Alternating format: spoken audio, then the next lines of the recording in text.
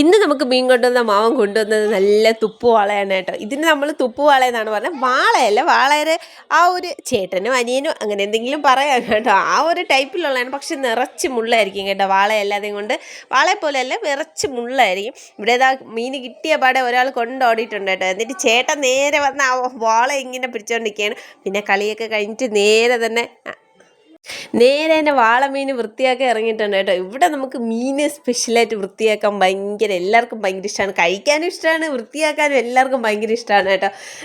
ആദ്യം നമ്മുടെ വാളയിൽ വന്നിട്ട് ചെതുമ്പൽ ഇങ്ങനെ ചീകി കളയല്ലേ ചെയ്യും. ചെതുമ്പലല്ല, ഒരുമാതിരി ഒരു എന്തോന്ന് വെള്ള കളറിൽ പശ പോലെ ഇരിക്കുന്നതാണ് കേട്ടോ. അത് പോയി കഴിഞ്ഞാൽ വാളയ്ക്ക് പിന്നെ വേറെ ഇതൊന്നുമില്ല.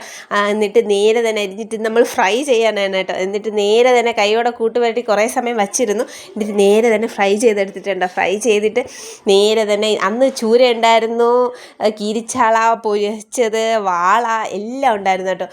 നാട്ടിൽ വന്നതിന് ശേഷം മീൻ കഴിക്കുമ്പോൾ ഇപ്പോൾ ഒരു മീനെന്ന് പറയുമ്പോൾ ഇങ്ങനെ കമന്നടിച്ച് വീഴുന്ന ഒരു ഫീലാണ് കേട്ടോ.